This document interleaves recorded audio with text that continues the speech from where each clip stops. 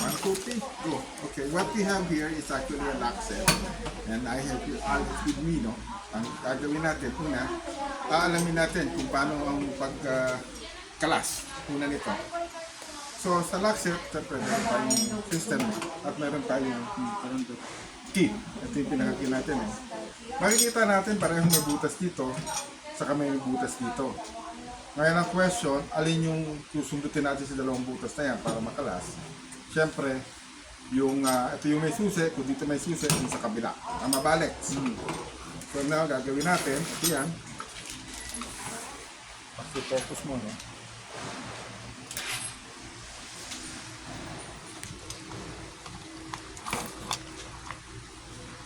Because, piningat. Tanggal na siya. Okay. And then, tatanggal natin to. Tatanggal natin. Now, virtually, pinapasok natin, binabalik natin dito yan. No? But the question is, paano ba siya ibinabalik at saka sakali? Pakita lang natin yung concept. Makikita natin, may mga butas yan. Pagka binalik natin to, dapat ukma siya sa butas. Pagka ibinalik natin din to, dapat ukma siya sa butas. However, may makikita tayo rito, no? May kuntil dito. Okay? Itong kuntil na to. Tapos pagka pinasok natin to dito, lagyan mo natin to. Ito, merong kuntil din yan to guide mo. Okay? Itong kuntil na to, sa itong kuntil dito sa kabila, dapat yan magkasalungat. Kasi pwede nating magawa ng ganyan eh. Papasok din yan. Tama ba, Lex? Ito. Kita niyan, ito. This one and this one.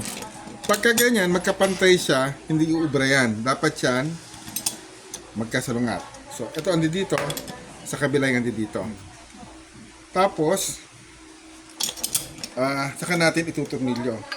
Tingnan natin, ha? Pagkasalungat siya, pag pinasok natin to, pagka binunit natin, hindi na siya matatanggal. Okay? Subukan natin yung yung isa. Tanggal ko ito, no? Pagka ito, mali, ito to, kuntil na to, pinasok natin, ganito, no? Pero magkapareho siya, kasablay. Ipinasok natin ito.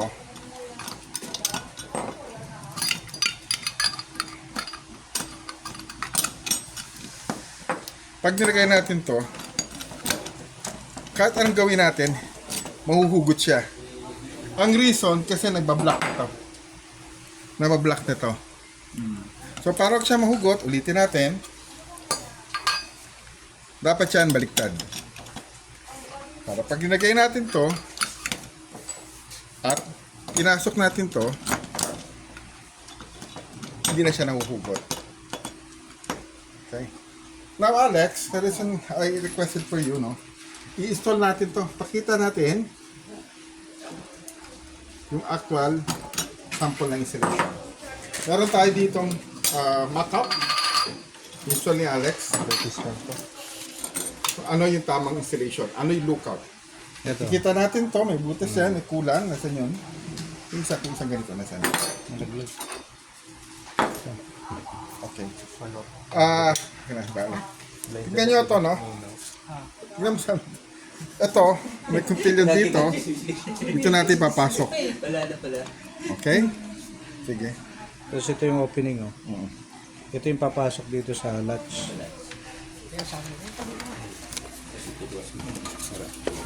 Tapos mabasag yun. Pagka gumagalaw na ito, ibig sabihin, tama na yun. Okay. Hindi natin ipapasok ng husto nang gawa ng masisira yung sample natin. Pero yung discuss natin kanina, nakikita natin itong kuntil na to.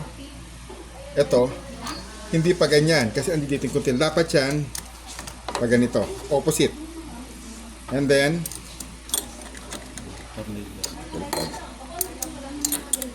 okay. And then,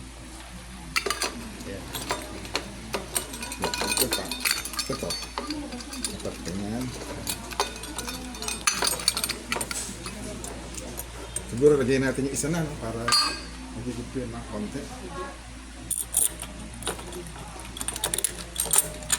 Ito ba? O yung isang malaki? Ito. Diba? Hindi, mali yan. Mahaba yan.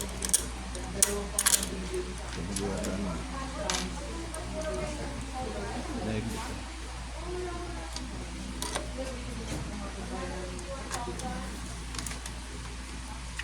Baliktad.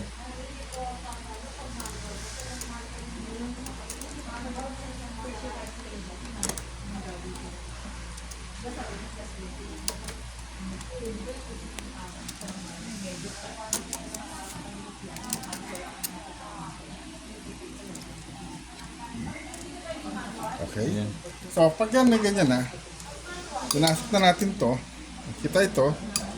Dito. Dito na lang yan. Okay. Ay, papasok. Tapos, Baliktad. Ayan. okay na siya. Yan natin. Ito. Ay, ano to? Gumagalaw siya. Ito rin. Gumagalaw. Now, yung isa pang catch, makikita natin yung labi. Yung labi nito, makikita natin, dapat ito laging nakaharap dito. Pag nag-install natin ang baliktad, papasok po ba? Hindi. Hindi maglalak. Hindi siya maglalak kasi naka-expose to eh. Dudulas to dito sa... Dudulas. Striker. So, ito yung isang common problem din na nangyayari pagka mali installation.